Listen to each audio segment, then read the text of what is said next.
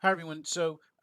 This is an extra video about the Sonrisas assignment that you have to write about connotations in the poem Sonrisas.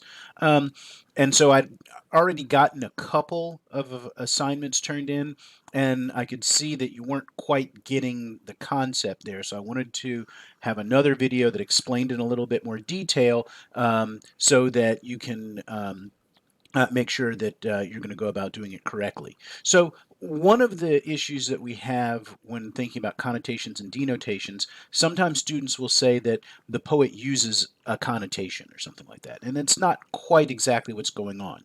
The poet uses words, and those words have connotations. A connotation is a kind of a meaning, right? And so you wouldn't say that a poet uses a meaning, right? They use a word that has a particular meaning.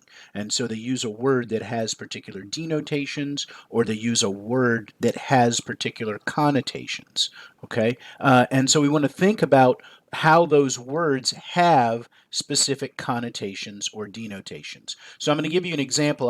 When I went through the previous video, I didn't give you any specific examples because I wanted you to find them on your own. But I'm going to give you an example from each half of the poem here um, to kind of explain some of the things that I'm looking for. So let's look at this word beige here. I mentioned that in the previous one, but I didn't really talk about what that is. So beige is a color. It is a shade of brown. I have a sample here. You can see this guy is going to be wearing beige pants. Okay, and so beige is simply a color of brown. And so if you look at what I have here on the screen, um, might be a little difficult to see. Can I move myself? Yes, I can. I say beige. This is the word beige. And if I look at the denotation of beige, beige is a shade of brown. That's what it is. If you know what you're looking for, want to know what you're looking for with beige, you're looking for a shade of brown. Again, if we see these pants that he has here, they're a shade of brown. A very light shade of brown is what beige is going to be. So that's the brown. But the connotation of the word brown is I'm sorry, of the word beige, it suggests something that's dull, boring, uninteresting. It's somebody who doesn't want to have bright colors. They don't even want to have a good brown color, which might be a nice rich color or something like that. It's just a very neutral color. And so the connotations, another meaning that we have there is that it suggests something that's dull, boring, or uninteresting. And so when Mora is using the word beige in there, she's talking about these women as having beige smiles, right? Well, they can't really have beige smiles because really the denotation that meaning of the word beige means it's a shade of brown, and so their smiles can't literally be brown, but they can be dull, boring, uninteresting, kind of flavorless on some level. Notice that's kind of a metaphor when I say flavorless, but realize that there's something about this beige here that's like it's just again there's not much to it. It's just kind of like a neutral color. You might not even recognize what it is, and so we're saying that that's on some level what's going on with their smiles. They're dull, boring, uninteresting. Not much that's really going on with that. And so when she uses that word beige, the connotations of that word, that is, those ideas that are associated with the word beige, begin to suggest something about how we're supposed to be thinking about the women in the first part of the poem. Similarly, if we look at the second part of the poem, move myself over here. She's going to talk about I peek in the other room in faded dress, senoras. I peek in the other room, senoras in faded dresses stir sweet milk coffee. And so let's think about that word sweet. If I go back to what we have here, I keep moving myself around. We say that sweet. What does sweet mean? What is the denotation? What is that one meaning? The literal meaning of sweet. It means something that it contains sugar. Okay, is your coffee sweet? Well, did you put sugar in it? If you did, it's sweet. Okay, and that's the denotation of the word sweet. It simply means something that has sugar in it. However, The word also has other meanings, other ideas that are associated with it, and those are the connotations. It means that something is pleasurable or enjoyable. Notice that we might say something like life is sweet. And when we say that, it doesn't mean, well, there's sugar in it, literally, but the idea that it's sweet, and it's almost as if that means that life is almost worth living, right? And so we talk about that they're going to have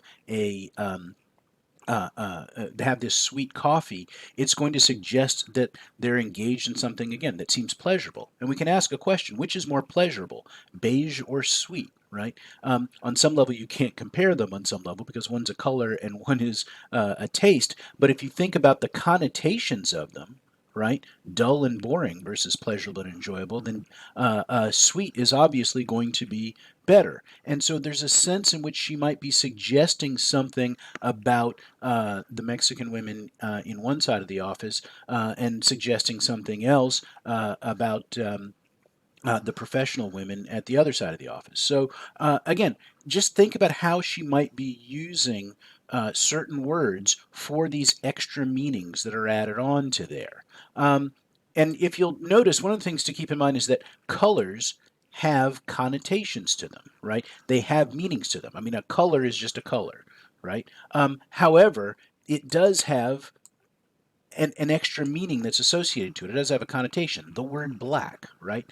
Black is a color, right? It just means, this very dark color. We can define it in some way. But it also has connotations to it. That is, it suggests certain things. It suggests certain feelings. It suggests certain attitudes. And so we know that if we see the word black somewhere, we know that we're supposed to be thinking about things in a particular way. Okay?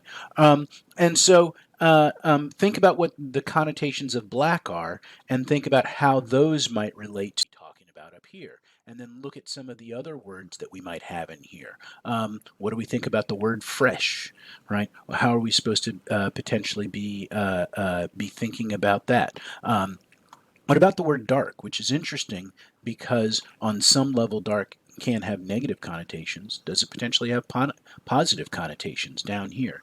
So begin to think about some of the connotations of the words that we have here. And again, for this assignment, you have to talk about two words, and you can talk about any of the ones, even the ones that I've talked about here. But you're supposed to talk about two words and talk about the connotations of those words. Again, what are the ideas that are associated with those words? And again, you know this on some level because otherwise we wouldn't be able to communicate, right? That is, you know the connotations of a word like black, right? Just like you might know the connotations of a word like sweet, right? You understand very clearly on some level what those are. And so think about how is it that those extra meanings are telling us something about how we're supposed to think about the two sides here. Why describe them as beige here? They've got beige suits and beige smiles. Why use that word? What does that suggest versus, again, why use something like sweet down here for these other women? So think about that as you go into working on your paragraphs. And as always, let me know if you have any questions.